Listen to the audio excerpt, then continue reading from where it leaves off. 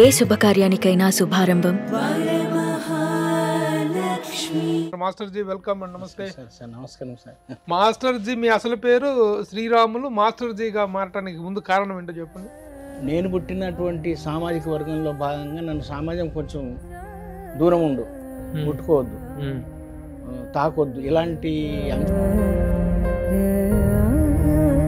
Cantonment area. ఈలో ఒకనాడు ఏమైందంటే ఆ శ్రీరాములు బావ మళ్ళీ అరే మనకి సోమవారం నాడు బాబురావు పంతులు పిలిచిండ్రు, శివుని గుళ్ళో పాటలు పాడాలన్నాడు. శివుని గుళ్ళో పాటలు పాడాలా నాకు డౌట్ అన్న, ఎందుకంటే నేను నీళ్ళ కాడికి వస్తేనే అంత దూరం పెట్టేవాడు, దూరం ముట్టుకునేవాడు ఆ పంతులు. గుళ్ళోకి రాణిస్తాడా, రాణిస్తే పోయి పాడొచ్చా, ఒక ఎక్సైట్మెంట్ అన్నమాట.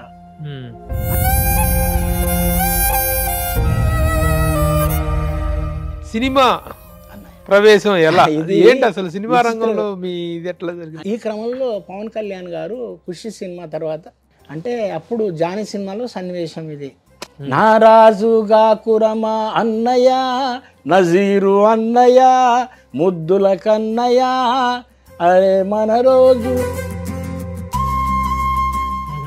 అసలు ఇప్పుడు అప్పటికంటే కూడా ఇప్పుడు తెలంగాణ సాహిత్యం, ఇప్పుడు సినిమాల తెలంగాణ పాటలు ఆ నేపథ్యం ఎక్కువైన ఇదిలో మీరెందుకు మరి ఇన్యాక్టివ్ అయ్యారు, ఎందుకు రాయట్లేదు? అయితే అన్న నేను జగన్ చెప్తున్నటువంటి అందరు కూడా ఇదే నన్ను అంటే చాలా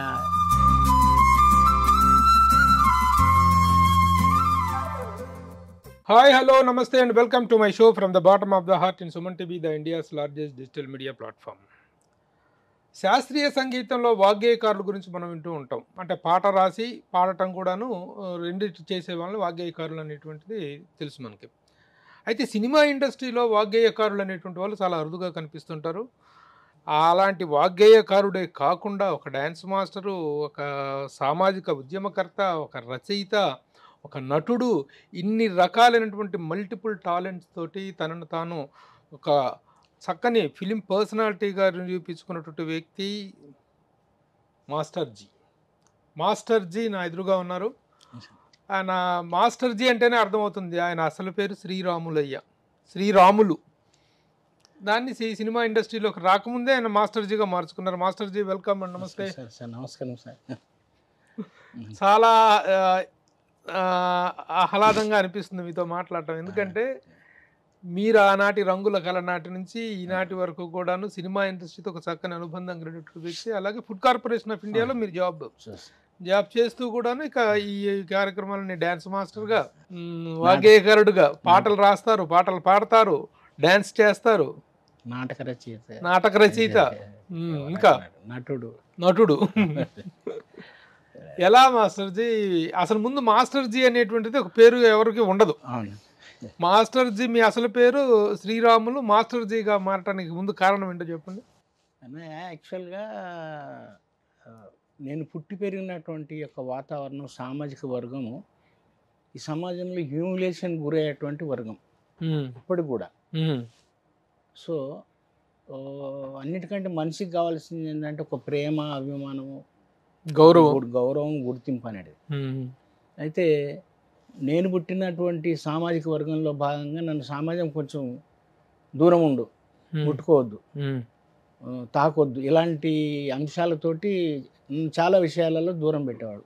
ముఖ్యంగా మేము పుట్టి పెరిగింది బొల్లారం రాష్ట్రపతి నిలయం అని కంటోన్మెంట్ ఏరియా. ఈ కంటోన్మెంట్ ఏరియా ఉన్నా కూడా అప్పటికంటే 1950s ఉన్నటువంటి సామాజిక స్థితి ఏంటంటే ఈ మాదిగా ఈ కింది కులాల వాళ్ళు చాలా దూరం ఉంచాల్సినటువంటి పరిస్థితి ఉంది. అది మంచి కంటోన్మెంట్ సిటీ వాతావరణం ఉన్నా కూడా మేము ఉండేది ఒక చిన్న వ్యవసాయ బావి లాంటి దాని మీద ఒక 12 కుటుంబాలు ఉండేటి. ఒక 3 బెస్తా, 3 మాల, 5 మాదిగా కుటుంబాలు వాళ్ళము కాపురం చేసేవాళ్ళం. ఇందులో భాగంగా ఏంటంటే మేము ఉండే వ్యవసాయ బావి దగ్గర ఉండే నీళ్లు ఇంట్లోకి బాసనలు తోముకోవడానికి, బట్టలు ఉతకడానికి, వీటికి మాత్రమే యూజ్ చేసుకొని పనికొచ్చేటువంటి నీళ్ళు. అవి కొద్దిగా ఉప్పు నీళ్ళు ఉంటాయి కదా. మంచి నీళ్ళు కావాలంటే మాకు ఒక ఫర్లాంగ్ దూరంలో ఉన్నటువంటి కుళాయి దగ్గరికి వెళ్ళి, అంటే నల్ల దగ్గరికి వెళ్ళి నీళ్ళు పట్టుకురావాలి. అయితే పొద్దున 5ంటికి వెళ్తే కూడా, పొద్దున ఫస్ట్ నీళ్ళు వచ్చేటప్పటికి వెళ్ళినా కూడా నీళ్ళు ముందలు పట్టుకోవడానికి వీల్లేదు. అక్కడ ఉన్నటువంటి ఉన్నత కులాల వాళ్ళు పట్టుకున్న తర్వాతనే వాళ్ళకి అయిపోతే పట్టుకోవాలి, లేకపోతే ఎవరిదైనా భిక్షణలాగా అడిగి తీసుకోవాల్సినటువంటి పరిస్థితి ఉండేది. అట్లనే నేను బొల్లారంలో నీళ్లు పట్టుకొచ్చేటువంటి ప్లేస్ డౌటన్ బజార్. అక్కడ ఒక శివుని గుడి, ఆ శివుని గుడికి సంబంధించినటువంటి పూజారు బాబురావు పంతులు. ఆయనని అంటే ఒకవేళ నీళ్ళు వచ్చేటప్పుడు ఆయన లేవకపోతే మేమే పంతులు నీళ్ళు వస్తున్నాయంటే లేచి వచ్చేవాడు. ఒక మరచెంబు లాంటిది ఇత్తడిది చెంబు తీసుకుని వచ్చి ముందు నల్లాన్ని కడిగేవాడు, కుళాయిని కడిగి తన చెంబుని కడిగి దాంతో నీళ్ళు తీసుకెళ్ళి శివుడి మీద అభిషేకం చేసి తన ఇంట్లో నీళ్లు పట్టుకున్న తర్వాత మిగతా వాళ్ళకు నీళ్లు వదిలేదు. అందులో కూడా మళ్ళీ ఆయా సామాజిక వర్గాల వాళ్ళు పట్టుకున్న తర్వాతనే పట్టుకోవాలి. ఈ క్రమంలో 9 o'clock స్కూల్. అప్పటికే టైం దగ్గర దగ్గర 8:30, 9 అవుతున్నా నీళ్ళు లేకపోతే మాకు వంట చేసుకోవడానికి బియ్యం ఉడకాయి పప్పు ఉడకదు. కాబట్టి నేను వెళ్ళి ఖచ్చితంగా నీళ్ళు పట్టుకురావాలి. ఈ పరిస్థితులలో చాలాసార్లు నేను స్కూల్ టీచర్ తోటి, మాకు లేడీ టీచర్ మా క్లాస్ టీచర్గా ఉండేది ఫస్ట్ రత్నమ్మ అని, ఆమె లేట్ వస్తే మట్టల మీద స్కేల్తో కొట్టేదన్న. చాలా అంటే చాలా భయంకరమైన బాధ దుఃఖం వచ్చేది. అంటే ఈ నీళ్ళ దిక్కలే కదా నేను రోజు దెబ్బలు పడుతున్నాను. మా అమ్మని అడిగాను ఒకనాడు, అమ్మ ఇది గండిపేట చెరువు అంటారు కానీ గండిపేట చెరువులకే నీళ్ళు వస్తాయి అంటారు కదా, మన అల్వాల్ చెరువు అంతనే ఉంటుందా అని అడిగిన. ఏ అల్వాల్ చెరువు ఏదో గింతంత ఉంటుంది, అది పెద్ద చెరువు అట అంటే నాకు అప్పుడు అనిపించింది ఏంటంటే ఏదైనా చెరువే. చెరువు మేము పొద్దుగా లేస్తే అన్ని కాలకృత్యాలు కమాలు ఇవన్నీ కూడా అక్కడనే చేస్తాం. నాకు ఒక థాట్ వచ్చింది అంత చిన్నప్పుడు, ఈ పంతులు ఎప్పుడైనా దూరం ఉండమంటాడు, ముట్టుకోవద్దు అంటాడు నల్ల నీళ్ళను. మరి ఈ అలవాలు చెరువు కాడ మేమేదైతే చేస్తున్నామో ఆ గండిపేట చెరువు కాడ మా వాళ్ళు కూడా ఉంటారు, వాళ్ళు కూడా అదే చేస్తుంటారు కదండి. అప్పుడు ఒక చిన్న కవిత్వం నా మనసులో ఉద్భవించి, నది పుట్టిన కాడ నావాడు, నది పుట్టిన కాడ నావాడు, దొడ్డికెళ్ళి ముడ్డి గడిగిన నీళ్లు పంపులోకి వస్తే పవిత్రం ఎట్లయ్యారా పంతులోడా అని ఒక కవిత్వం రాసుకున్నా. అది అంటే ఆ యొక్క కసి కోపం నన్ను ఇంత హ్యూమిలేషన్ గురి చేస్తున్నాను. ఈ పరిస్థితులలో అట్లా నాకు గుర్తింపు కావాలి. గుర్తింపు కావాలంటే అప్పుడు నాకున్నటువంటి చిన్నతనంలో భజన పాటలు పాడితే వాళ్ళని జర గుర్తించేవాళ్ళు. అట్లా అప్పుడు ఈ హిందీ సినిమాలల్లో సూపర్ హిట్ సాంగ్స్ మీద పాటలు రాయడం మొదలుపెట్టాను. ఫస్ట్ ఈ దోస్త్ అనే సినిమా వచ్చింది, ఇద్దరు కుంటే ఆయన గుడ్డ ఆయన, రాజశ్రీ ప్రొడక్షన్ 62లో అనుకుంటా. అందులో మంచి అన్ని పాటలు ఇట్టే. అయితే దాని మీద కోయి జబ్ రాహన పాయ్ అని ఒక పాట ఉంది. కోయి జబ్ రాహన పాయే मेरे संग आए के पग पग दीप जलाए मेरी दोस्ती मेरा प्यार అనే ఒక పాట ఉంది. Super hit song. దీని మీద పాట రాయాలంటే ఏం రాయాలి? అప్పుడు మాకు తిరుపతి ఏం తెలియదు అన్న. ఈవెన్ మా చుట్టుపక్కల ఉన్నటువంటి ఈ వేములవాడ ఇవన్నీ నాకు తెలిసే వాళ్ళు ఏం చిన్నప్పుడు సూపర్ డూపర్ పెద్ద దేవుడు అంటారంటే యాదగిరిగుట్ట నరసింహస్వామి, ఆయన మీద పాట రాయాలని ఓ పాట దీని మీద రాశాను. అంటే అదే ట్యూన్ అది కానీ లిటరేచరు లిరిక్ అంతా కూడా మార్చుకున్నాను నేను. అది రావా నరసింహ లక్ష్మీ మనోహర భక్తులను బ్రోచేవో వీరా కావగరావా దేవా కావగరావా దేవ. ఇలా ఏ వయసులో ఇది నేను 53లో పుట్టాను, 52లో పుట్టాను, నన్ను 62లో రాశాను. 10 years. ఆ కవిత్వం అయితే అంతకుముందే వచ్చింది బుర్రలో. ఇది పాట రాసినాక అరే ఏమరా చాలా బాగా అంటే మా 5 ఏళ్లలో ఒక అతను పూస శ్రీరాములు అని మాకు ప్రతి సోమవారం భజన పాటలు నేర్పించేవాడు. అతను నేర్పిస్తామంటే మేము భజన పాటలు అన్నీ నేర్చుకోవడం, హర హర రమాదేవ శివ శివ ఇట్లాగా అనేక పాటలు. నేను ఈలోగా ఏంటంటే ఏ సినిమా హిట్ అయితే హిందీలలో జబ్ జబ్ పూల్ ఖిలి దాంట్లో, తర్వాత హిమాలయకి గోధుమే, ఈ పాటల మీద అన్నిటి మీద పాటలు రాయడం మొదలుపెట్టినాను. తెలుగు పేరడీగా. కానీ నా పాటలు వేరేవాడు పాడడం మొదలుపెట్టారు. వేరే భజన బృందాలు ఉంటాయి కదా వాళ్ళు, అరే భయ్ ఏమో నా పాటలు వేరే పాడుతున్నట్టు ఇంకా రాయాలని ఒక పిచ్చి పట్టింది. ఈలో ఒకనాడు ఏమైందంటే ఆ శ్రీరాములు బావ మళ్ళీ అరే మనకి సోమవారం నాడు బాబురావు పంతులు పిలిచింటారు శివుని ఊళ్ళో పాటలు పాడాలి అన్నాడు. శివుని గుళ్ళో పాటలు పాడాలనా? బావ నిజమే అంటున్నావు అంట. నిజమేరా భయ్, సోమవారం నాడు రమ్మన్నాడు, మళ్ళీ పాటలు పాడమన్నాడు అంటున్నాడు. నాకు డౌట్ అన్న, ఎందుకంటే నేను నీళ్ళ కాడికి వస్తేనే అంత దూరం పెట్టేవాడు, దూరం ముట్టుకొని ఆ పంతులు గుళ్ళోకి రాణిస్తాడా, రాణిస్తే పోయి పాడొచ్చా, ఒక ఎక్సైట్మెంట్ అన్నమాట. అది ఆదివారం చెప్పిండు. నాకు ఆ రాత్రి అంతా నిద్ర పడతలేదు. అప్పటి వరకు సినిమా ట్యూన్ల మీద రాసిన నేను శివుడి మీద పాట రాయాలి, అది కూడా కాపీ ట్యూన్ ఉండొద్దు, ఒరిజినల్ సాంగ్ రాయాలి. రాత్రి అంతా కూర్చొని ఒక మంచి పాట రాశాను. రాసిన నిద్ర పడతలేదు కదా, ఎప్పుడు తెల్లారుతుందో, ఎప్పుడు సాయంత్రం అది, ఎప్పుడు గుడికి పోతామో, ఇదే ఆలోచనతోటి మొత్తానికి దాన్ని 10 సార్లు రిపీల్ చేసుకొని మనసులో ఆ పాటని. సాయంత్రం అయింది, 6 అయిపోయింది. అరే ఇక నడురా పోదామన్నాడు మా బావ. డోలకు, హార్మోని, కంజర కానీ తీసుకొని గుడికాడికి పోయినామన్న. ఎప్పుడైతే నేను గుళ్ళో కాలు పెడుతున్నానో అప్పుడు ఒక విధమైన చెప్పలేనటువంటి ఇదనమాట. ఇంతవరకు గుడిలోకి ఎవరు రానియలే మమ్మల్ని, గుడిలో పెడుతున్నాం అనేటువంటి యొక్క స్పృహ రాగానే చాలా అంటే ఎక్సైట్మెంట్ అయింది అన్నమాట. అయితే అక్కడికి వెళ్ళాం, ఎర్ర కార్పెట్ ఉంది, దాని మీద అంత హార్మోనియం వెన్ పెట్టుకున్న తర్వాత మొదలు గణపతి గణేశుడి పాట, ఆ తర్వాత శివుడి మీద అన్ని పాటలు పాడుతున్నప్పుడు నువ్వు పాడరా అన్నాడు. నువ్వు పాడమంటే నేను రాత్రి రాసిన పాట పాడాను అన్న. అదేం పాట అంటే, రా రా రా శివశంకరా మము బ్రోవరా కరుణించరా విలయ తాండవము ఆడే వీరశంకరా హరి ఓం హరి ఓం హరి ఓం రుద్రరూపమును దాల్చి వేగరావేరా హరి ఓం హరి ఓం హరి ఓం జగద్భయంకరా నాట్య సుందరా జనని పార్వతితో మాకు దర్శనీయరా రా రా రా అనేలాగా 3 చరణాలు రాసి పాడాను. ఆ పంతులు చూస్తున్నాను, ఒరే అమ్మాయిడు మన దగ్గరికి రోజు నీళ్ళు పట్టుకొని వస్తాడు, ఏం పాడుతున్నారా బై పోరాడు అనేసి ఏమన్నాడంటే, అరే ఈయన ప్రతి సోమవారం భజనకు తీసుకురారా అంటాను అన్నాడు. మా అమ్మో ప్రతి సోమవారం రమ్మంటుండు, ఈ పాటలు ఏదో మహత్యం ఉంది. అయితే ఈ పాటలతోటి నేను గుళ్ళకి వచ్చిన. మనం ఈ పాటతోటి రేడియో స్టేషన్లో అప్పుడు బాలానందం బాల వినోదం అని ఒక ప్రోగ్రాం వచ్చేది. న్యాయపతి రాఘవరావు, శారదా శ్రీనివాసన్ వాళ్ళు నిర్వహించేవాడు. నేను పాట పాడితే గుళ్ళోకి రానిచ్చింది. పాట పాడితే ఆ రేడియోలో కూడా పాడితే మనకు రానిస్తారు కదా అని ఒకనాటి రేడియో స్టేషన్ పోయినాను.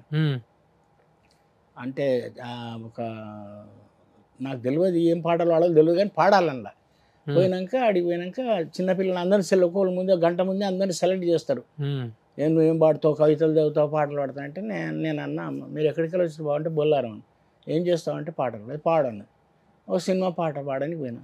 ఏ బాబు సినిమా పాటలు పాడొద్దు, ఇక్కడ దేశభక్తి గీతాలు కానీ, లలిత గీతాలు కానీ, ఇంకేమైనా పాటలు, భక్తి గీతాలు, సినిమాల పాటలు పాడడానికి లేదంటున్నానంటే, అయ్యో మరి నేను పాడాలి కదా అనుకొని ఏం చేసినంటే, ఈసారి పోతే పోయింది కానీ నెక్స్ట్ టైం వదలదు అని మళ్ళీ నేను వచ్చే ఆదివారమే మళ్ళీ భారత మాత మీద ఒక పాట రాసి వెళ్ళాను అన్న. వెళ్ళిన తర్వాత అక్కడికి మొత్తం బాబు బాగుంది పాట, కానీ నువ్వు ఒత్తులు దీర్ఘాలు బతుకుతలేవు సరిగా, భారత మాత అనాలి, ఘనతకు నువ్వు ఘనత అంటున్నావు, ఘనత అనాలి, ప్రాక్టీస్ చేయమంటే బాగా ప్రాక్టీస్ చేసినాక మళ్ళీ వాడనిపిస్తుంది, ఇట్లా వాడు బాబు అంటానంటే పాడానన్న. ఎట్లా పాడానో తెలియదు, భయంతో అది మొత్తానికి అయితే పాడాను. అందరు చప్పట్లు కొట్టారు, అయిపోయింది. మళ్ళీ బుల్లారం వచ్చి రాసుకున్న పాట, సొంత పాటే పాడినాక నేను ఎప్పుడైతే మా ఇంటికాడికి వచ్చి బుల్లారం అక్కడ లక్కడ వాళ్ళ దగ్గర బస్లో దిగానో, మా ఫ్రెండ్స్ నా క్లాస్మేట్, అరే ఏం పాడినావు రాబాయ్ నువ్వు, అరే చాలా బాగా పాడినావు అంటారని మెచ్చుకుంటారు అందరూ. నన్ను వాళ్ళకి ఇళ్ళకి పరిచయం చేస్తారు మా ఫ్రెండ్స్. అరే భయ్ అమ్మాయి సినిమా మన రేడియోలో పాడితే కూడా ఇంత గ్రేటా. ఇట్లాగా ఈ పాట ఏమైపోయిందంటే నాకు ఒక ఆయుధం, ఇన్స్ట్రుమెంట్ అయిపోయింది అన్న. To eradicate my caste, my untouchability అనేది ఏమిటంటే, ఈ పాట ద్వారా నేను ఈ సమాజంలో కొంచెం ముందుకు పోవచ్చు అని చెప్పేసి అలాంటి క్రమంలోనే అనేకమైనటువంటి నా వయసుతో పాటు భావగీతాలు, భక్తి గీతాలు ఇట్లాగ రాస్తున్నటువంటి క్రమంలో అనేక పాటలు రాశాను. అయితే ఈ వయస్సుతో పెరుగుతున్న సమాజం పట్ల కొద్దిగా అవగాహన వచ్చిందన్న. తమిళనాడు కీల్వెన్మలిలో దళితులను చంపేశారు అనేది ఒక వార్త. అప్పుడు దళితులు అంటే తక్కువ కానీ హరిజనులు అనేవారు. హరిజనులను చంపేశారు అంటున్నాను. ఎందుకంటే ఏదో అన్టచబిలిటీ వాళ్ళు కూడా అదొకటి విన్నా. తర్వాత ఇంకో కొంచెం పెద్దగా అయినాక కంచికచర్ల విజయవాడలో ఒక దళితుని చెట్టుకు కట్టేసి సజీవంగా తగలబెట్టేశారు. ఎందుకంటే అది పర్సనల్ కొన్ని విషయాలు ఉన్నాయి. ఆ పిల్లోడు ఏదో అందంగా ఉంటాడో, ఆ పిల్ల కమ్మల పిల్ల ఎవరో అమ్మాయి ఇది చేసిందంటని చెప్పి వాని మీద ఒక దొంగతనం కేసు, ఏది చిన్న గంప తీశాడని ఆయన మీద దొంగతనం కేసు పెట్టి వాని కాదు, అది పెద్ద ఇష్యూ అయింది. దాని మీద పెద్ద గొడవ కూడా జరిగింది. అప్పుడు ఈ సమాజం ఇంత ఘోరంగా ఎందుకు ఉంటుంది, ఇది ఇక్కడ అంటే తెలుగు రాష్ట్రంలోనే కాకుండా తమిళనాడులో కూడా ఉన్నట్టు అన్టచబిలిటీ అంతటా ఉన్నట్టుంది అనుకుంటున్న క్రమంలో నేను కొత్తగా జాబ్లో సెలెక్ట్ అయ్యి ఈ తాండూరు ఉంది కదా ఇప్పుడు, వికారాబాద్ తాండూరు, అక్కడ ఫస్ట్ పోస్టింగ్ వచ్చిన. అప్పుడు తెలంగాణ అంటే అప్పుడు చదివిందంతా అక్కడ ఏంటి, డిగ్రీ తర్వాత జాబ్ వచ్చింది కాదన్న. నేను అప్పుడు 11th డిస్కంటిన్యూ అయింది ఈ Telangana agitation. First 68, 69 Telangana agitation ఆగిపోయింది చదువు. మొత్తం 3 ఏళ్ళు 4 ఏళ్ళు నడిచింది కదా, చదువు లేదు.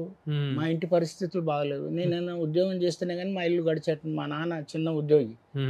సో ఈ క్రమంలో నేను ప్రయత్నం చేస్తే ఎంప్లాయ్మెంట్ కార్డు ఉండే నాకు, దాని ద్వారా నాకు ఫుడ్ కార్పొరేషన్ ఆఫ్ ఇండియాలో ఫస్ట్ వాచ్మెన్గా జాబ్ వచ్చింది.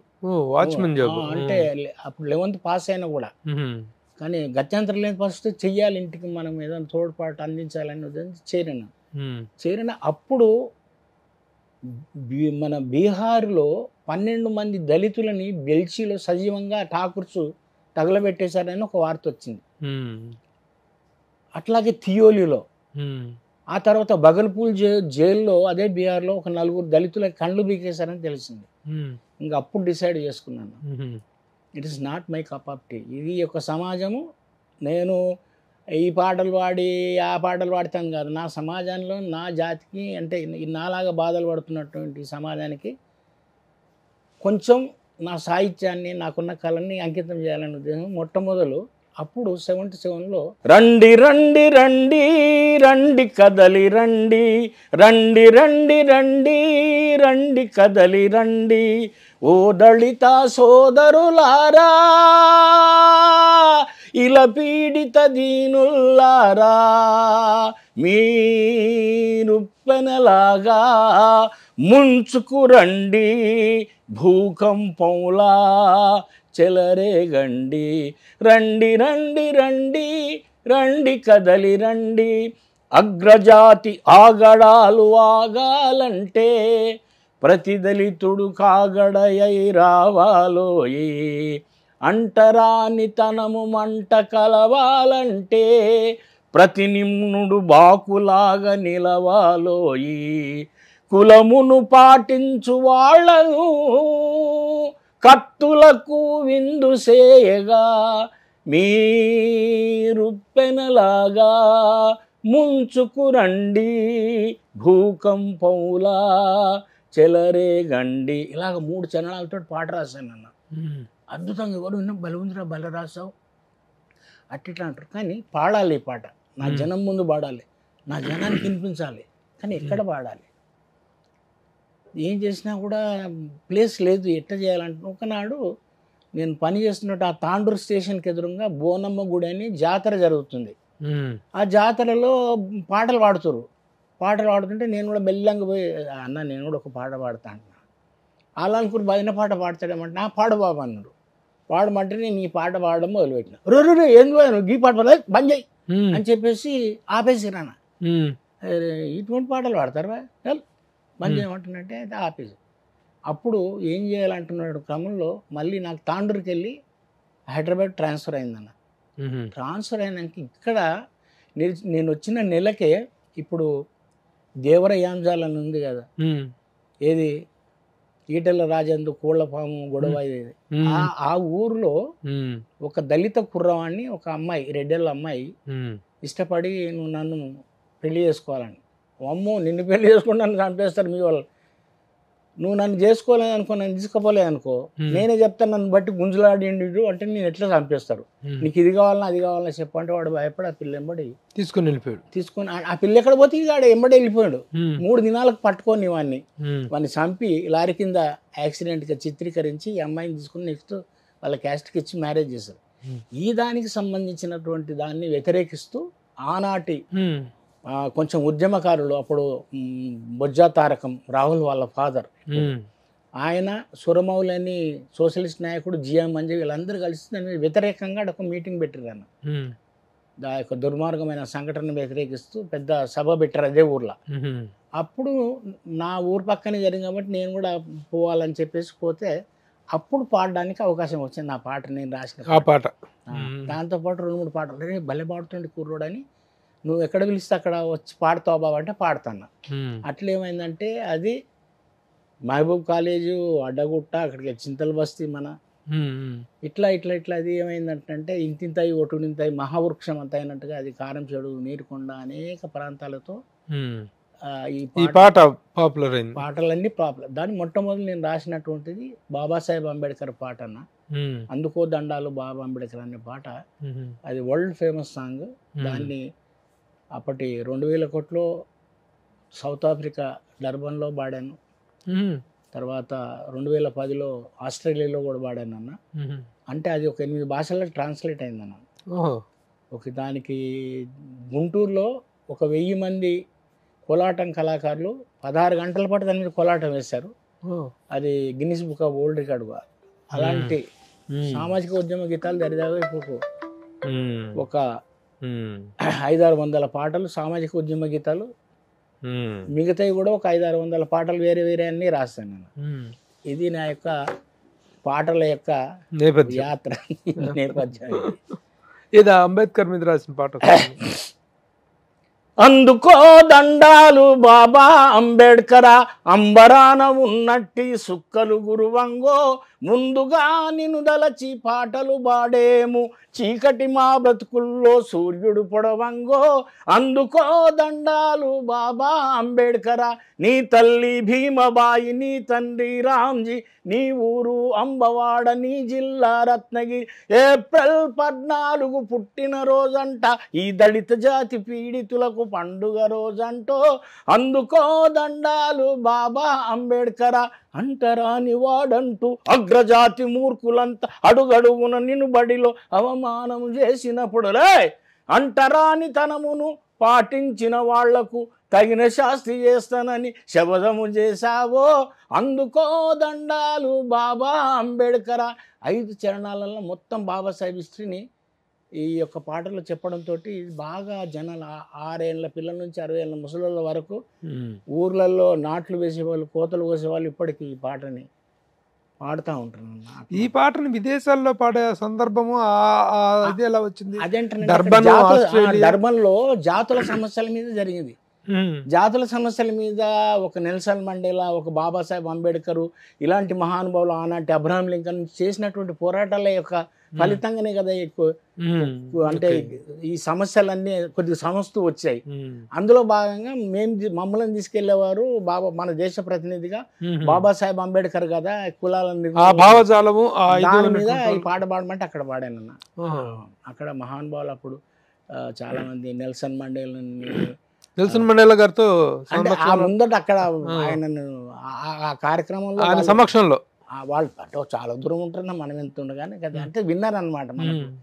ఇది అక్కడే నేను మళ్ళీ ఈ అన్టచబిలిటీ లాంటి స్టిగ్మా, నీగ్రాయిడ్స్ అండ్ ఇక్కడికి వెళ్ళైతే బయట దేశంలోకి వెళ్ళి స్పెయిన్ అక్కడికి వెళ్ళినటువంటి యూరోపియన్స్ ఆ దేశాన్ని ఆక్యుపై చేసుకొని వాళ్ళ మీద పెత్తనం చేస్తే దాన్ని పోరాడి సాధించిన మహానుభావుడు నెల్సన్ మండేలా. అప్పుడు ఆయన ప్రధానమంత్రి ఉండి తర్వాత ఎబికే దాబో ఎబికే అని 2వ అతను అయిండు ప్రధానమంత్రిగా.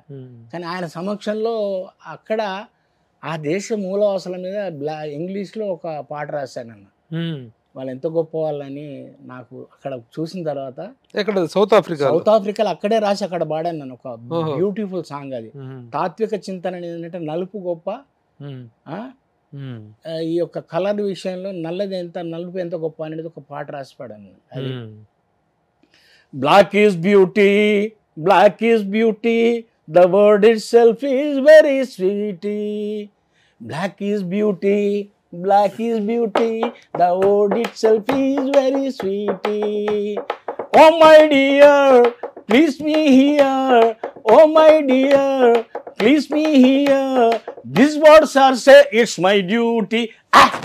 Black is beauty, black is beauty, the word itself is very sweety. There is a saying in India, if a fair girl is having any black spot on her skin, it is called beauty. If a black fellow is having any white patch, it is called disease. So, black is beauty, black is beauty, the word itself is very sweet. There are many colors in the world, but the basic colors are red, green, yellow and blue. But it originated color only black, black, black. So black is beauty, black is beauty, the word itself is very sweet. Oh my dear African friends, you don't annoyed, you are the creator of entire human being. Continent has given human beings life, so you should feel very great, our solidarity with you. So black is beauty laga మొత్తం అంతా ఇట్లా పెద్ద ఒక సముద్రం కెరటాల్లాగా ఆడినా నాయంబడి వాళ్ళు African అంతా. So Durban what a beautiful place. Durban అన్న ఇట్ ఇస్ మినీ ఇండియా అన్న, మినీ ఇండియా. అట్లాగా నేను కూడా చూసాను డర్బన్ వెళ్ళటం. అక్కడ ఈ white and blocks variation differences చాలా విపరీతంగా ఉంటాయి. ఎందుకంటే కొంతకాలం తర్వాత ఈ ఇండిపెండెన్స్ వచ్చిన తర్వాత కూడా అక్కడ చాలా ఇదే ఉండే ఈ బ్లాక్స్ ఈ డిస్పారిటీ అనేది చూసా వాళ్ళకి ఎంత కడుపు అంటే ఈ ఇంగ్లీష్ వాళ్ళు చేసినటువంటి రెడ్ ఫెలోస్ చేసినటువంటి దీనికి వారానికి 10 రోజులకు ఒకసారి మంత్లీ రోడ్డు మీదకి చెత్త తెచ్చి పోస్తారు వీళ్ళని హ్యూమిలియేట్ చేయడం కోసం. తర్వాత డర్బన్ నేను చూసా ప్రత్యక్షంగా. ఇంకో విషయం ఏంటంటే అక్కడ చిన్న ఇన్సిడెంట్ ప్రత్యక్షంగా అక్కడ ఇప్పుడు మన వర్క్షాప్ అంటుంది అంటే అందులో అన్ని రకరకాల అన్ని అమ్మకాలు క్యాంటీన్ లాంటివి అన్నీ ఉంటాయి అనమాట. అక్కడ పోతే ఒక అంతా లేడీసే సర్వ్ చేస్తారు అన్న హోటల్లో. సర్వ్ చేస్తుంటే ఒక అమ్మాయిని అడిగాను నేను, ఆమె తమిళనాడు అంట వాళ్ళు పూర్వం.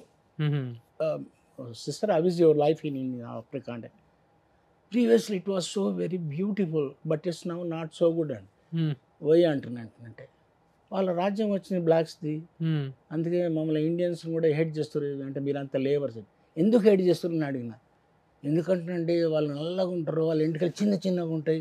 నా బిడ్డ కూడా కొన్ని లవ్ చేసింది, నేను మా బిడ్డను కోపం పడ్డాను, పిచ్చిదాన్ని నువ్వు ఆఫ్రికాన్ చేసుకుంటావా అంటే ఎందుకమ్మా, that fellow is very black and hairs are so small, అందుకే చంపుతారు అన్న. నేను నువ్వు నీ ఏడుకోలు వాళ్ళ దేశం బతకనికి పోయి వాళ్ళ తిండి వాళ్ళ గడ్డ మీద ఉండి వాళ్ళని ఏడ్ చేస్తాం సంపరా.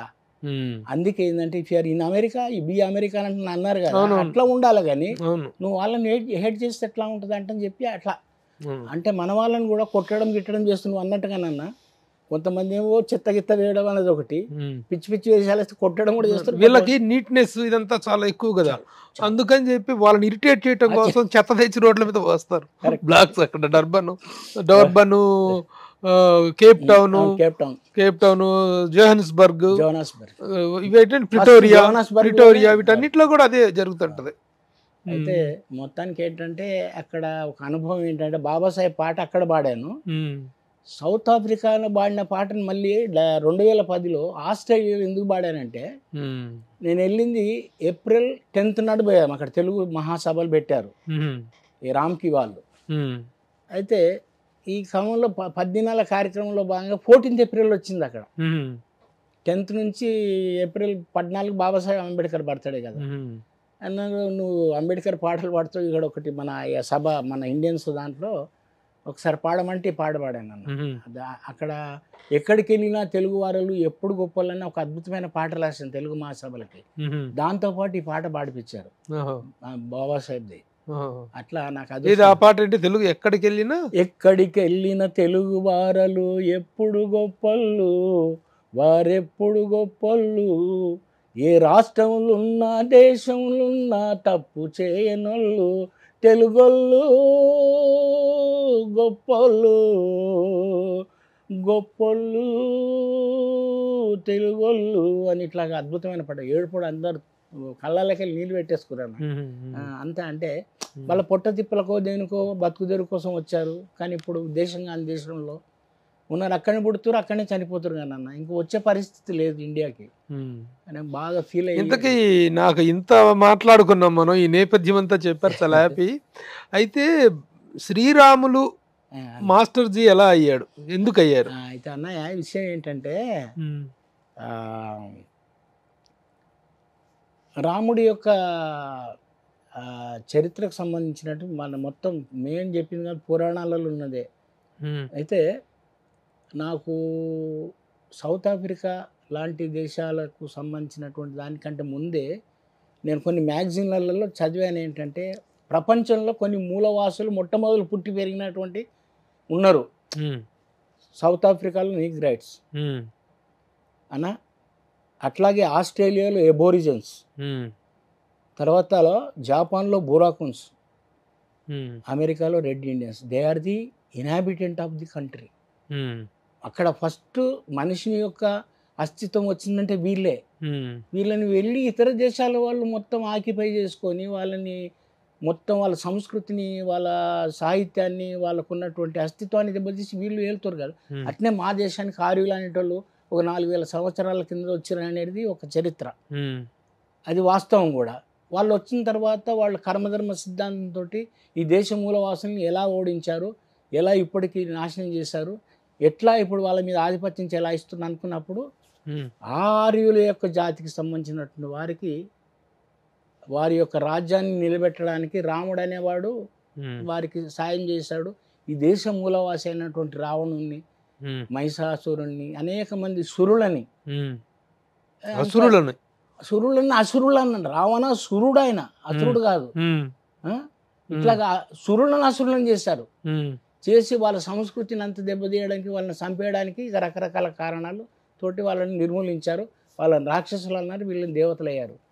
ఈ క్రమంలో నాకు ఆ పేరు కంటేనంటే అందరు మాస్టర్జీ మాస్టర్జీ అని, నేను డ్యాన్స్ మాస్టర్గా చాలా స్కూల్స్లలో, బొల్లారం స్కూల్ కానీ, మన సికింద్రాబాద్ ఎస్పీజీ గర్ల్స్, ఈశ్వర హై స్కూల్, అనేక స్కూల్స్, పెద్ద పెద్ద ఈవెన్ ఆర్ఎస్ఎస్లో కూడా ఒక ఏడాది పాటు పనిచేసినప్పుడు అన్ని స్కూల్స్లో డ్యాన్సులు నేర్పించాను అన్న, హరికథలు, బుర్రకథలు.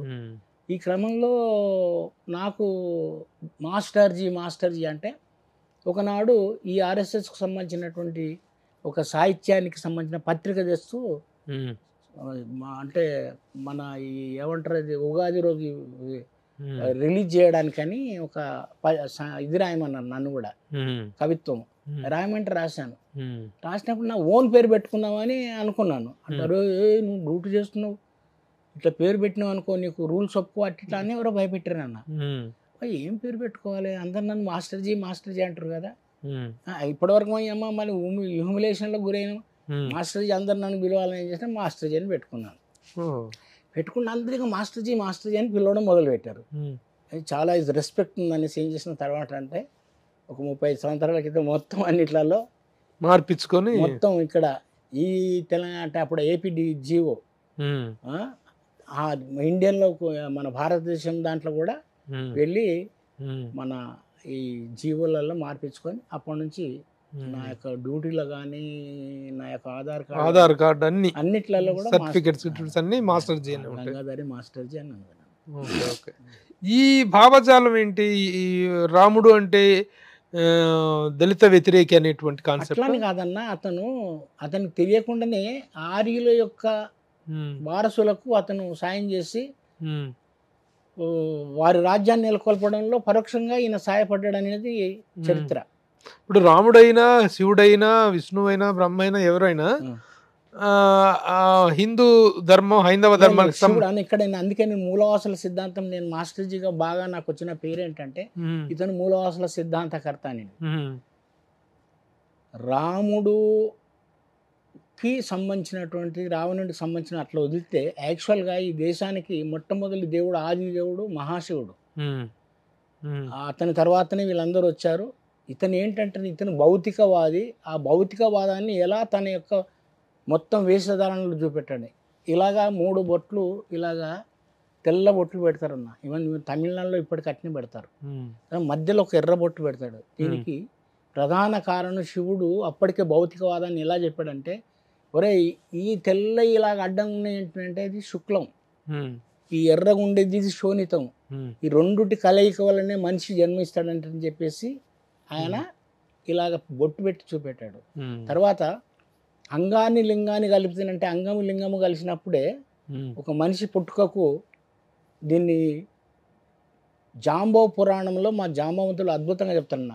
తోలు తోలు కలిసి తోమంగ తోమంగ, తోలు తోలు కలిసి తోమంగ తోమంగ పుట్టిన జీవేర ఈ మనుషుడు అంటాను. ఎంత అంటేనంటే ఎంత భౌతికవాదము, ఎంత ఏతుతత్వం ఉంది చూడన్న ఇందులో. ఇట్లాగా ఈ యొక్క భౌతికవాదానికి ఈడ ఆహా ఈ శివుడు ఇట్లా పెడితే ఇంకొక ఐడెంటిటీ, దీనికి సంబంధించిన జనాలు వీన్ని దేవునికి కొలుస్తారు, మనం కొంచెం దీన్ని డిఫరెంట్గా పెట్టాలని పొడుగు నామాలు పెట్టడం మొదలుపెట్టారు. ఆర్యుల సంతతి, ఆర్యులకు దేవుళ్ళకి సంబంధించి. అందుకే ఇదేమి ధర్మమన్నా బుద్ధెరిగిన భీమన్నా, అధర్మమంటే ఇలలో మను ధర్మమురోరన్నా, అధర్మ సారమేందో విప్పి చెప్పుతానన్నా, ఆసక్తి ఉంటేనే ఆలకించుమోరన్నా. ఈ జగతిలోని జనులంతా బ్రహ్మ వివిధ అంగాల నుండి పుట్టినారంట. బ్రాహ్మణస్య ముఖమాసిత్ బాహూరాజన్యకృత యద్వైశ్యో వృదస్య శూద్రాబ్ద పాదాజాయత. బాపళ్ళు పుట్టింది బ్రహ్మ శిరస్సు నుండంట, క్షత్రియులు పుట్టింది ఛాతి చేతుల్లోనంట, కోమట్లు పుట్టింది కడుపు తొడల నుండంట, శూద్రులు పుట్టింది చెప్పు కాలి నుండంటే. అరే శూద్రులు అంటే ఎవరో కాదు, ఇప్పుడున్నటువంటి మన కేసీఆర్, ఇప్పుడున్నటువంటి మన రేవంత్ రెడ్డి, అక్కడ ఉన్నటువంటి చంద్రబాబు నాయుడు, ఆ పక్కన వీళ్ళందరూ కూడా శూద్రులే. ఈ అసలైన అన్టచబుల్స్ని శాస్త్ర ప్రకారంగా చెప్తున్నటువంటి వాళ్ళు ఎవరంటే రెడ్డి, కమ్మ, కాపు, వెలమ. ఇక అతి శూద్రులు ఎవరంటే మాల, మాదిగ, కమ్మరి, కుమ్మరి, సాకలి, ఎరుకలి, యానది, గొల్లగొడ అందరు అన్టచబుల్లా వీళ్ళు అతి శూద్రులు. ఈ శూద్రులు పుట్టింది చెప్పు కాలి నుండంట. అరే పుట్టవలసిన చోటు నుండి పుట్టారు కాబోలు, ఈ మాల, మాదిగ, కమ్మరి, కుమ్మరి, సాకలి, ఎరుకలి, యానది, గొల్ల, గౌడ, సచ్చర, సౌర, పద్మశాలీల పేరు వాడు చెప్పలేదన్నా. మనిషి ఎట్లా పుడతాడో, మనిషి ఎట్లా పుడతాడో మా అన్న కార్యక్రమం చూస్తున్నటువంటి మనుషులైన మీకు అందరికెరుక. బుడిది గుంటల బొర్లే గాడిదలకు ఏమెరుక అని పాట చాలా అద్భుతమైన పాట అన్న. ఒక తాత్విక ప్రాధాన్యత ఉంటుంది. ఇట్లాగా ఈ దేశంలో ఉన్న మూలవాసులకు అందరు కూడా 3600 కులాలుగా విభజించేసి the pick of the people they are now ruling the country అన్నమాట. ఈ దానికి సంబంధించి చెప్పినవే మన మూలవాసుల సిద్ధాంతం చెప్పాను. డిమార్కేషన్, ఆపాదిత ప్రతిభ, సంపాదిత ప్రతిభ, వీళ్ళు ఎట్లా ఉంటాయని చెప్పేసి ఒక డిమార్కేషన్ చేసి ఒక మూలవాసుల సిద్ధాంతం చెప్తూ వస్తున్నాను పాటలలో. దాని మీదనే నాకు నా మీద రీసెర్చ్ జరిగి పిహెచ్డీలు కానీ ఎంపీలు కానీ జరిగినాయి. ఓకే, మీ సిద్ధాంతాల మీద. సిద్ధాంతం. వండర్ఫుల్. సో ఆ విధంగా రాములు అనే పేరుని త్యజించారా అంటే తీసేసుకున్నట్టు ఈ కేవలం because of this thought process? ఈ థాట్ ప్రాసెస్ అనే కాకుండా మాస్టర్ జీ అనే గుర్తింపు అనేటువంటి నాకు ఆ డాన్స్ మాస్టర్గా మాస్టర్ జీ అని పేరు బాగుందని అలాగే పెట్టుకున్నారు. వండర్ఫుల్, అద్భుతమైనటువంటి ఇది. సినిమా ప్రవేశం ఎలా, ఏంటి అసలు సినిమా రంగంలో మీ ఇది ఎట్లా జరిగింది? అయితే నాకు చిన్నప్పటి నుంచి చాలా పిచ్చాను సినిమాలల్లో నా పేరు కనబడాలి, సినిమాలలో చేయాలని. కానీ మనకి నేను చిన్నప్పుడు మా స్కూల్ డుమ్మాలు కొట్టి శారద స్టూడియోలో డుమ్మాలు కొట్టి షూటింగ్ చూస్తానికి వస్తుంటుంది. గేట్ కాడ వాచ్మెన్ వదిలితే బతులాడితే వదిలి పెడితేనేమో సరే సరే, లేకుంటే వెనక్కి గోడ దూకి పోయేవాళ్ళం. ఈ క్రమంలో ఏమైందంటేనంటే చాలా స్ట్రిక్ట్ అని తెలిసిపోయింది. సినిమాల కంటే మనది కాదు ఇక ఈ పరిశ్రమ, మనకు టాలెంట్ ఉండి పిలిస్తే పోవాలనేది అప్పుడు నాకు బుర్రలోకి ఎక్కింది. ఈ క్రమంలో నా సాహిత్యం ఇవన్నీ నా మీద వచ్చినటువంటి గ్రంథాలు ఇవన్నీ వచ్చినాయి కదా. నేను రాసినటువంటి పాటలలో హైదరాబాద్ గురించి ఒక పాట, అద్భుతమైన పాట వచ్చిన.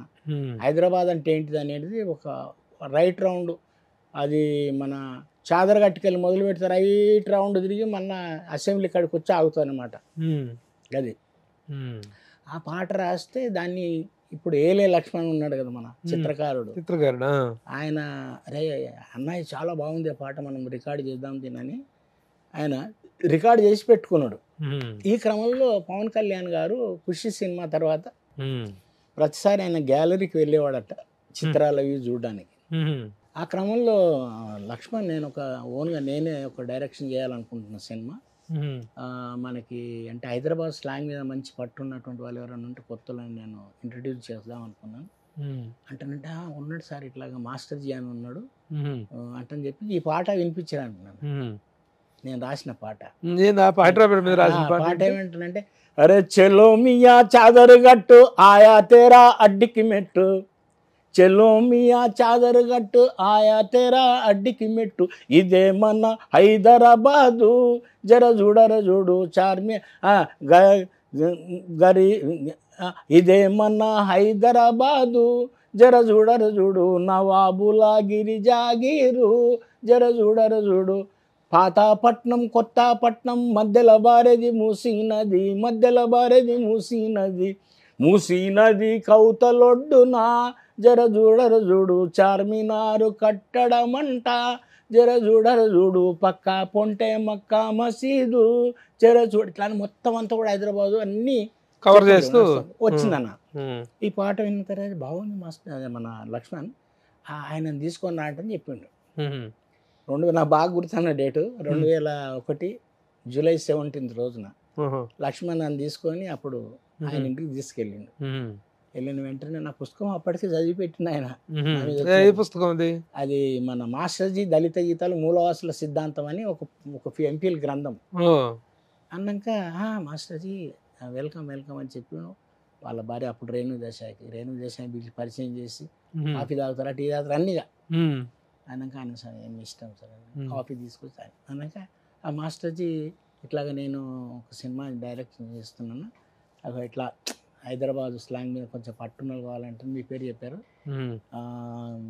అయితే మీరు అందులో లక్ష్మణ్ వినిపించిన పాట పాడమంటే ఈ పాట పాడి వినిపించాను అన్న. ఈ పాట పాడి వినిపించిన తర్వాత ఆయన నాకు ప్రపోజ్ చేస్తున్నాడు, ఆ మాస్టర్జీ మీరు అది జోజోర దళిత అన్న పాడ అంటున్నాడు.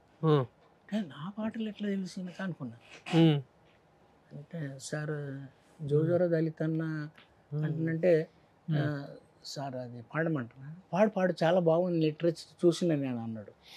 పాడినన్న పాడినాక ఆ పాట పాడు ఈ పాట ఇంకా నేను అనుకున్నా ఆల్రెడీ చదివేశాడు ఈ బుక్. నేను అనుకుంటే ఇంకా మనకు సినిమా స్టార్ట్ చేసి రాదు, ఎందుకంటే ఈ దళిత గీతాలు పాడినాక మనకి ఎదిగిస్తారు అనుకున్నాక ఆయన ఏమన్నాడంటే డర్బన్ వెళ్ళొచ్చిన తర్వాత ఈ బ్లాక్ ఇస్ బ్యూటీ పాట వినిపించాను అన్న. ఇప్పుడే రేణు చేశారు కూర్చో పాట అద్భుతమైన పాట ఇది విన్నాడు. విన్న తర్వాత నేను జోగిని వ్యవస్థ మీద ఒక బ్రహ్మాండమైన సాంగ్ రాశాను. ఆ పాట విని మొత్తం కన్నీళ్ళ పర్యాంతరం అయింది అన్న. గట్టిగా నా చేయబట్టుకున్నాడు, ఇంత అద్భుతమైనటువంటి సాహిత్యం ఉంది నీ లోపల, ఎందుకు లో ప్రొఫైల్ మెయింటైన్ చేస్తున్నాను నువ్వు, ఇప్పుడు నా ఇక్కడ నుంచి నా సినిమాలో ప్రతి సినిమాలో పాట రాయాలి.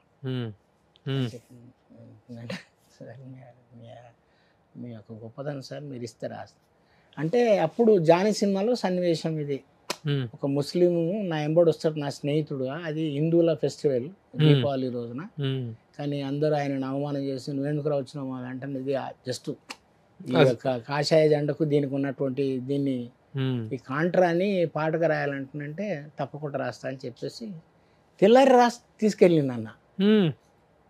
రాసేస్తా మాస్టర్ రాసాను సార్ అంటున్నంటే అది పాడమంటుంటే ఈ పాట పాడి వినిపించాను అన్న.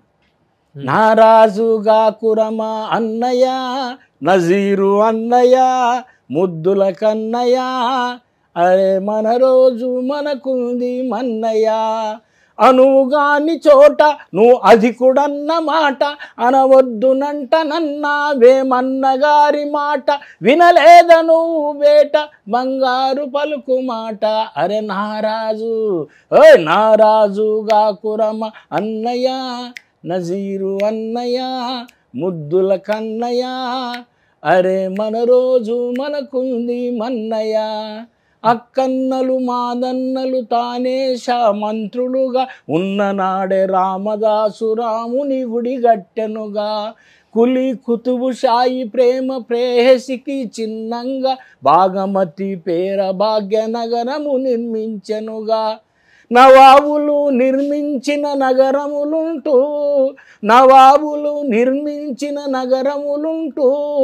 కులమతాల గొడవలు మనకెందుకురన్నా ఇంకెందుకురన్నా అని ఇలా 3 చరణాలు ఒక నడక కూడా రాశానన్న.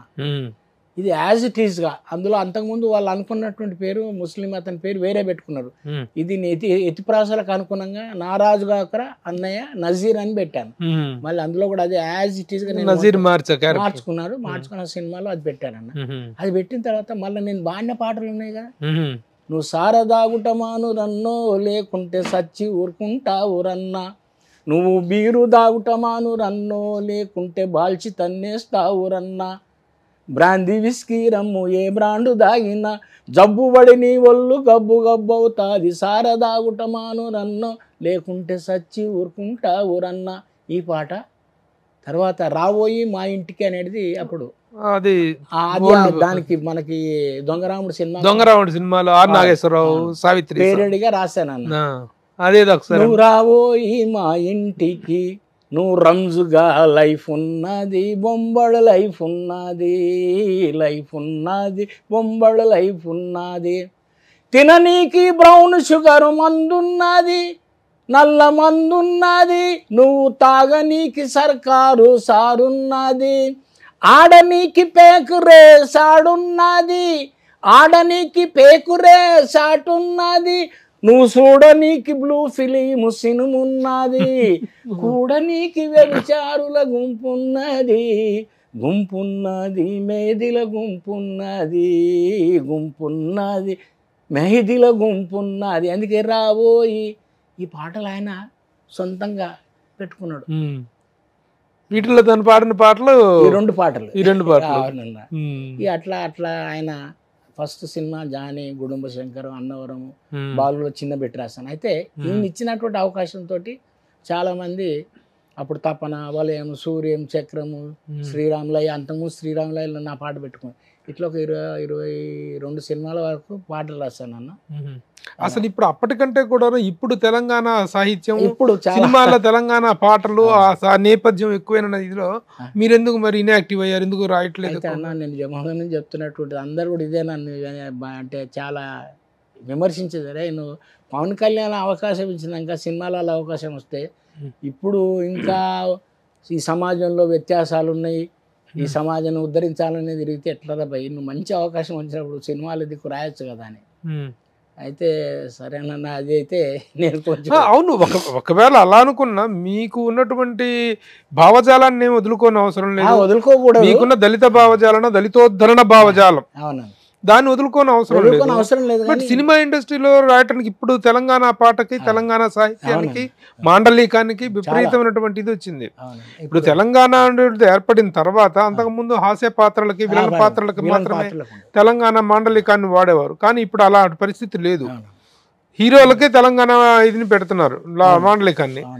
సో ఇవి వాడుకోవట్లేదంటే అది మాస్టర్జీ తప్ప, లేదా ఇండస్ట్రీ తప్ప? నా తప్పనా? మరి మీ తప్పుని మీరు ఎప్పుడు రెక్టిఫై చేసుకుంటున్నాను. ఇప్పుడు నేను అనుకున్నాను, ఒక సినిమా చెప్పాను మీకు కూడా, దాంట్లో సినిమా డైరెక్ట్ చేస్తున్నారని తెలిసింది. దాంట్లో ఒక అద్భుతమైనటువంటి సాంగ్, ఐటమ్ సాంగ్ రాశానన్న. అది రియల్ గా అంటే ఆ కథకు తగ్గట్టువే. అది ఏంటంటే, రేడియో వినిపిస్తానని తీసుకెళ్ళి వీడియో చూపెట్టినాడే, రేడియో వినిపిస్తానని తీసుకెళ్ళి వీడియో చూపెట్టినాడే, ఏంది రోరి మావ ఏంది ఈ సినిమంటే నందిగా మా నీడ లేని ఆడదన్నాడు, ఏందో ఏమో అని నేను చిత్రంగా చూడబోతే చీ పాడుగాను నా మడిపాడు చేసినాడు, నిలేసి నేరాను పోతే తడితాపేసే వదిలినాడు. ఇట్లాగా ఒక ఐటమ్ సాంగ్ ఇట్లా ఉన్నది. మీలాంటి మహానుభావులు ఎందుకంటే మళ్ళీ కొంచెం నేను దూరం అయిందని అనుకుంటారేమో కానీ దూరమే అయ్యారు మాస్టర్. మొన్న హుషారు వరకు అద్భుతమైన రాశాను అన్న పాట. ఇది మందు సారా మీదనే. అప్పుడు ఆయన తను సినిమాలో కొత్త మందు కనిపెట్టారు, ఆ నలుగురు మిత్రులు అంటానంటే అది హుషారు సినిమాలో. ఆయనే మనసాయనే నిన్ను దాగా మనసాయనే, ఆయనే మనసాయనే నిన్ను దాగా మనసాయనే, కసుమంటూ నువ్వు బుస్సులో బొంగితే కన్ను కొట్ట బుద్ధాయనిలాగా రాశానన్న. అయితే అందరు ఏమనుకుంటుంటే ఇతను ఇంకా రాస్తలేడేమో సినిమాలకు అనుకుంటారేమో కానీ అవకాశం వస్తే. కానీ ఈ మధ్య కాలంలో మళ్ళీ చాలా మంది తెలంగాణ మాండలికం మీద రాసే కవులు ఎవరి రచయితలు వాళ్ళు ఎక్కువయ్యారు, ఎక్కువగా చేస్తున్నారు. ఆ పోటీ వల్ల ఏమన్నా మీరు వెనకబడిపోయారా లేకపోతే ప్రయత్న లోపం వల్ల? ప్రయత్న లోపం నాదే అన్న. ఎందుకు ప్రయత్న లోపం? ఎందుకు మీరు మీ వయసు ఎంత ఇప్పుడు? 73 అన్న. 73 ఏళ్ల వయసులో కూడా మీరు ఇంత హుషారుగా ఉన్నారు, ఇంత ఆరోగ్యంగా ఉన్నారు. మరి మీరు నిజంగా మళ్ళీ కథన రంగంలోకి కార్యరంగంలోకి దిగితే మాత్రం అద్భుతంగా పాటలు రాయగలరు. అదే దిగుదామని అయితే కొంచెం ఇప్పుడు నుంచి సీరియస్ గా ఈ దిశగా. Very good. ఇప్పుడు మరి మీకు తొలి అవకాశం ఇచ్చినటువంటి పవన్ కళ్యాణ్ గారు ఈ రోజు డిప్యూటీ సీఎం గా ఉన్నారు. అవునన్నా. కలిసారా? కలిసానన్నా. మొట్టమొదటి రోజు ఆయన అసెంబ్లీకి అడుగు పెట్టే రోజున ఆయన కలుద్దామని వెళ్ళాను. నేను ఇట్లా వెళ్తున్నాను, ఆయన ఇంట్లో నుంచి ఆయన ఏదైతే ఇప్పుడు మంగళగిరిలో టెంపరీగా ఉంటున్నటువంటి ఇల్లు ఉంది కదా, కాన్వాయ్ వస్తున్నది బయటికి. వస్తున్నప్పుడు అరే వెళ్ళిపోతున్నాడు కానీ నేను ఇట్లా నమస్కారం పెట్టి చూసిండు, ఆపేసిండు అన్న. ఆపేసిండు మొత్తం. మాస్టర్జీ సార్ నమస్కారం, ఏంటి ఎక్కడ అంటే సార్ మిమ్మల్ని చూద్దామని వచ్చింది సార్. ఎట్లా మరి ఇప్పుడు నేను మొట్టమొదటి రోజు కాలు పెట్టడానికి పోతున్నా ఇలా అసెంబ్లీలో ఇంకొనను మాట్లాడదాము అని ఫోన్ చేస్తున్నా అట్లా అంటున్నాను. సరే రండి సార్ అంటే అలాగే. అయితే జస్ట్ ఇప్పుడు కొత్తగా అన్న మనం ఎక్కువ డిస్టర్బ్ చేయకూడదు అని చెప్పేసి అందులో కొంచెం వ్యవస్థ అంతా బౌన్సర్స్ వీళ్ళందరూ మనము అంత తొందరగా ఆయన దగ్గరికి వెళ్ళటం అప్రోచ్ అనేటువంటిది ఇదివరకు అంత ఈజీగా లేదు. ఏ స్టార్ దగ్గరకైనా, సినిమా స్టార్స్ ఎవరి దగ్గరకైనా. అయితే దాని దగ్గర ఏంటంటే వెళ్ళి కలుస్తాను నేను. అంటే నేను తెలంగాణ వాడిని అయినా కూడా ఆంధ్ర అమ్మాయిని చేసుకున్నాను కాబట్టి అక్కడ నా కళామండలి అన్ని జిల్లాలలో ఉందన్న. అక్కడ ఆంధ్రప్రదేశ్కి సంబంధించినటువంటిది అమలాపురంలో మన కళామండలి హెడ్ క్వార్టర్. ఏం కళామండలి? విశ్వజన కళామండలి అని. అది ఇదే ఉద్యమాలకు సంబంధించి సామాజిక ఉద్యమాలకు. అక్కడ ఈ పవన్ కళ్యాణ్ గెస్ట్గా నేను ఆయన 3 రోజులు ఆయన ఎన్నికలప్పుడు ప్రచారం కూడా వెళ్ళాను. మొన్న పిఠాపురం వెళ్ళాను అన్న. అయితే స్వచ్ఛందంగా వెళ్ళారా? స్వచ్ఛందంగా ఎవరు నాకేం విలువలే, నేనే వెళ్ళా. మా అయ్యగారి గురించి ఏదో నాకు కొంచెమన్నా నేను ఆయన గురించి టైం కేటాయించాలని వెళ్ళి చేయడం వల్ల అక్కడ ఉన్న వాళ్ళందరూ బాగా హెల్ప్ చేసి రిసీవ్ చేసి అక్కడక్కడ కొన్ని ప్రోగ్రామ్స్ 3-4 చోట్లలో వెళ్ళి ప్రచారం చేయడం జరిగింది. సో ఆయన ముఖ్య అతిథిగా ఒక కార్యక్రమం 46 ఏళ్ళు అయిపోయింది కళామండలి పెట్టి ఒక పెద్ద మీటింగ్ పెట్టాలనేది ఆలోచన. చూద్దాం వస్తే. ఒక దళిత ఉద్యమకారుడుగా, సామాజిక కార్యకర్తగా, ఒక గీత రచయితగా, ఒక డాన్స్ మాస్టర్గా, ఒక నటుడిగా ఏంటో చెప్పలేదు విశేషాలు. నటుడుగా ఏం చేశారు? నేను నటుడిగా సినిమాల కంటే ముందన్న నేను స్వయంగా రాసినటువంటి నాటకాలు మన రిక్షా రాజయ్య అంటే మా ఇంటికాడ బొల్లారంలో ఉన్నప్పుడు రిక్షా రాజయ్య, స్కోర్ ఎంత, యమలోకంలో భూలోకం అని ఒకటి హాస్య నాటిక లాంటిది అనమాట.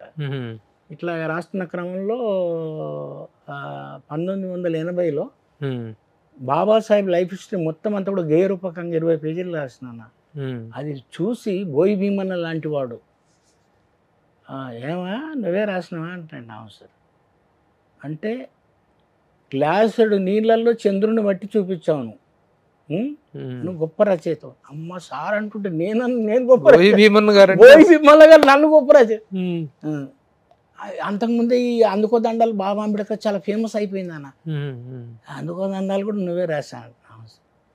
నువ్వు జాషువంతటి వాడవు, బాబాసాహెబ్ని వదిలిపెట్టొద్దు, మడమ తిప్పొద్దు, ఆ మార్గంలో ఉంటూ నువ్వేం చేస్తావు అని అట్లా దీవించింది అన్న. అంటే దానికి ముందు మాట రాసిండు ఆ పుస్తకానికి. అద్భుతంగా అంటానంటే 20 పేజీలలో మొత్తం లైఫ్ హిస్టరీ చెప్పిన మొత్తం పాటలనే. అది తర్వాత కాలంలో ఒక 56 ప్రదర్శనలు అన్ని చోట్లల్లో దాన్ని చేయడం, 100 మంది పిల్లలతో చేయడం కష్టమవుతుందని దాన్ని టెలివిజన్కి ఒక ప్రయోగం దాన్ని ఒక లఘు చిత్రంగా తీశాను. అప్పుడు 88లో పవన్ కళ్యాణ్ గారు అవకాశం ఇచ్చారు, దాంతో బాగా పాపులర్ అయ్యారు మీరు. మాస్టర్ జీ అనగానే ఇండస్ట్రీలో అందరికీ తెలిసిపోయింది. అలాగే తర్వాత దాదాపు 20 సినిమాల్లో పాడారు, రాయటం కానీ సినిమా పాటలు రాశారు. తర్వాత ఎవరెవరు మిమ్మల్ని ఎక్కువగా ఎంకరేజ్ చేసి మీకు మంచి అవకాశాలు ఇచ్చింది అన్న? ఇప్పుడు దాంట్లో నాకు అంటే మోహన్ బాబు గారి కొడుకు మంచు విష్ణుకు సంబంధించినటువంటి సూర్యం, చక్రం, ప్రభాస్ స్వయంగా పాడి, మళ్ళీ ఆ సినిమాలో ఎందుకు వీటిలో తెలియదు. ప్రభాస్ స్వయంగా పాడా చక్రం సినిమా, చక్రంలో పాడాడు. అదే అదే మ్యూజిక్ డైరెక్టర్ మారిపోయినారు అన్న. ఫస్ట్ కీరవాణి గారు ఉండే, తర్వాత చక్రి వచ్చిన తర్వాత ఎందుకో ఏం మారిపోయినట్టుంది. అట్లా పాట తీసేశారు, తీసిండ్రా పెట్టిరా తెలియదు. ప్రభాస్ పాడాడు. ప్రభాస్ పాడాడు. తర్వాత మన కృష్ణవంశీ గారు, తర్వాత కృష్ణవంశీ గారు దేంట్లో ఇచ్చింది అవకాశం? కృష్ణవంశీ గారు చక్రంలో ఇచ్చాడు. చక్రంలో ఇట్లాగా ఒక కృష్ణవంశీ, మన డైరెక్టర్లు, మన దౌళ్ల సత్యం ఎక్కువ ఇచ్చిండు అన్న. ఆయన ఇచ్చినటువంటిది మన అడవిన తల్లిలోకి బంగారు నంది ఇచ్చారు దానికి. తర్వాత బెస్ట్ లిరిసిస్ట్ గా నాకు కాదు, ఆ సినిమాకి ఇచ్చారు. నాకు ఇచ్చి అంతా ఓకే అయిపోయింది, నాకు కూడా పేరు అంతా ఓకే అయినాక ఎవరో ఉంటారు కదా జ్యూరీ సభ్యులు, కొత్త వాళ్ళకి ఎందుకండి సిరివెన్నెల సీతారామ గారికి ఇచ్చేనంటే అన్నమాట. అట్లా చెప్పిన తర్వాత మొన్న భరద్వాజ్ చెప్పారు, తమారాడు భరద్వాజ్. అప్పుడు నాకు తెలియదు, నువ్వు తెలిసింటే నీకే. నా ఉద్దేశం ఏంటంటే ఇటు ఇచ్చారన్న చాలా మంది, చక్రము, సూర్యం, తర్వాత తపన, అన్నీ మంచి మంచి. అప్పుడు ఈయన మన మనోరమ. మరి పవన్ కళ్యాణ్ గారితో అంత క్లోజ్ ర్యాపోలోకి వెళ్ళిపోయి ఆయన ఇదైన తర్వాత మిగతా స్టార్స్ తో ఎవరితో, చిరంజీవి గారితో ఎప్పుడైనా టచ్ లోకి వెళ్ళారు? ఆయన చిరంజీవి గారు ఈ పాట జానీల పాటలు వచ్చిన తర్వాత రెండో సినిమా గుడుంబ శంకర్కి రాసేటప్పుడు మన నాగబాబు గారు ఆయన ఆఫీస్కి రమ్మన్నాను నన్ను. అయితే అప్పుడు చిరంజీవి గారు ఇంకేవో కొంతమంది సినిమాలకు ఏవో క్యాసెట్లు చూస్తాను కానీ పిలిస్తే వచ్చాడని లోపల ఉండే. ఉండు నువ్వు ఇన్నే ఉండే, అన్నకు పరిచయం చేస్తానంటని చెప్పి ఆయన బయటకు వచ్చేదాకా కొంచెం అప్పుడు పరిచయం చేస్తే, ఓ మాస్టర్జీ మీరేనా రాశారు అంటే, నేను అవును సార్ నేనే రాశాను. ఆడు నీ పాటల గురించి సినిమా తీసినట్టుండయా అంటాను అన్నాడు. సరే సరే సరే, మీరు మిమ్మల్ని నేను చిన్నప్పుడు అంటే నా మ్యారేజ్కి నేను అమ్మాయిని చూడడానికి వెళ్ళినప్పుడు జాతర సినిమా షూటింగ్ అవుతుందన్న సకినేటిపల్లి దగ్గర. అప్పుడు ఆయన హీరోగా నటిస్తున్నటువంటి రెండో సినిమా అప్పుడు దవళ్ళ సత్యం దానికి డైరెక్టర్, ఇట్లా పచ్చ తిరిగి చేస్తా ఉన్నాడు. ఇట్లా చూసాను సార్ అంటే చాలా మంచి ఇంట్రెస్ట్ ఉన్నట్టుంది సార్. అవును సరే అట్లా పరిచయం అయింది. Best of luck. Very good sir. ఏదేమైనా మళ్ళీ ఒకసారి మాస్టర్ జీ మరలా విజృంభించాలి తప్పకుండా అన్న, మీ అందరి ఆశీస్సులు. మీరు డైరెక్షన్ కూడా ఇప్పుడు చేయబోతున్నారు, ఏంటి ఆ సినిమాకి సంబంధించిన వివరాలు, విశేషాలు ఏంటి? అయితే అది ఏంటన్నా, ఒక ఇన్సిడెంట్ జరిగిందన్న 84లో. మీకు తెలుసు ఇక్కడ మన భారతదేశ వ్యాప్తంగా ఉన్నటువంటి దుర్మార్గమైన మాయని మచ్చ లాంటిది అని ఉంటే ఒకటి దేవదాసి వ్యవస్థ. పై కులాల వాళ్ళు దేవదాసి అన్నారు, అంటే ఆధిపత్య కులాల వాళ్ళు. అదే దాన్ని కింది కులాల వారు యూజ్ చేసుకోవడానికి దానికి ఒక్కో చోట ఒక పేరు పెట్టారు. ఇప్పుడు తెలుగు ప్రాంతంలో ఉత్తర తెలంగాణలో దీన్ని జోగు అంటారు, జోగోళ్ళు. దాని పేరు జోగు. ఇప్పుడు జోగిని వ్యవస్థ. దానికి పేర్లు పేర్లు ఉన్నాయి. ఇప్పుడు జోగిపేట ఇట్లా ఉన్నాయి కదా, ఈ పేర్లు కూడా జోగోళ్ళు, ఇంటి పేర్లు కూడా జోగోళ్ళు ఉన్నారు అన్న. తర్వాత ఈ దక్షిణ తెలంగాణ, ఈ రాయలసీమ ఈ ప్రాంతంలో దాన్ని బసవి అంటారు. అట్లాగే మీకు నెల్లూరు, ఒంగోలు, ప్రకాశం జిల్లాలలో దీనికి పార్వతమ్మల, మాతమ్మల అంటారు, మాతమ్మలు. ఉత్తరాంధ్రలో వచ్చేసి దీన్ని పార్వతమ్మలు అంటారు. ఇట్లా రకరకాల పేర్లతోటి ఈ లైసెన్స్డ్ వ్యభిచారం జరుగుతూ ఉంటుందండి. ఇప్పుడు కొంచెం అంటే జాషువా కూతురు లవణం వాళ్ళ భార్య, ఆమె చేసినట్టు కొంచెం పోరాటాల వల్ల కొద్దిగా తగ్గింది, కానీ అయినా కూడా దాని ఒక జాతరలాగా జోగు జాతర అని మహబూబ్ నగర్లో ఇప్పుడు కూడా చేస్తారన్న. అమ్మాయిలను తీసుకొచ్చి ఎట్లయితే బ్రాహ్మణులు ఏదైతే మన ఉడుగు చేయిస్తారో అట్లాగా అమ్మాయిలని జోగు దాంట్లోకి పంపడానికి ఒక దేవుడి పేరు మీద అట్లా చేస్తూ ఉంటారు. ఈ ఇన్సిడెంట్ తోటి అది ఏమైందంటే, ఒక అమ్మాయి మంచిగా చదువుతుంటే ఆ అమ్మాయిని జోగు దాంట్లోకి మార్చాలని చేసినప్పుడు అక్కడ ఒక కొత్తగా మన రాజమండ్రి నుంచి వచ్చిన ఒక సారు ఈ దుర్మార్గమైన వ్యవస్థలో ఇంత మంచి చదువు ఉన్నటువంటి అమ్మాయిని పంపొద్దని ఆయన ఆ అమ్మాయిని రక్షించి వేరే పెద్ద స్కూల్లో కలెక్టర్ను రిక్వెస్ట్ చేస్తే ఆమె అక్కడ దూరం పంపించారు. వీడు ఇక్కడికి వెళ్ళి బతకనికి వచ్చి మా ఊర్లోకి వచ్చేసి ఇట్లా చేస్తుండే అనేసి అతన్ని చంపేస్తుంది. దాన్ని నేనేంటంటే ఆ దుర్మార్గాన్ని ఒక కథగా మలుచుకొని అది సబ్జెక్ట్ తయారు చేసుకున్నారు. కత్తికి పెళ్లి చేస్తారు కదా, కత్తికి పెళ్లి చేస్తే కత్తి మొగడు. ఇప్పుడు ఒక అమ్మాయిని కత్తికి చేస్తారంటే ఆ కత్తికి పెళ్లికి తాళి కట్టినోడు కట్టిస్తాడు అక్కడ వాళ్ళ మేనమామలతోటి. కత్తికి కట్టిస్తాను కత్తి మొగడు కదా.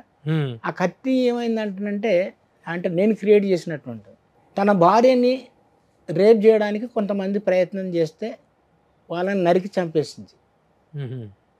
కోర్టు పోయినారు. కోర్టులో ఏంటంటే ఎందురా నువ్వు ఇంత మమాయకు కనబడుతున్నావు, ఇంతమందిని ఎట్లా చంపి, నేను చంపలేదు సారు, మా కొడుకు చంపాడు. మీ కొడుకు వాడరా, మా కోడల్ని చేసుకుని కదా సార్, కత్తికి పెళ్లి చేస్తారు కానీ కత్తి మొగడు సార్, తన భార్యని రేప్ చేస్తామని చూస్తారు కదా సార్, కోపం వచ్చింది అందరిని చంపేసింది సార్ అన్న.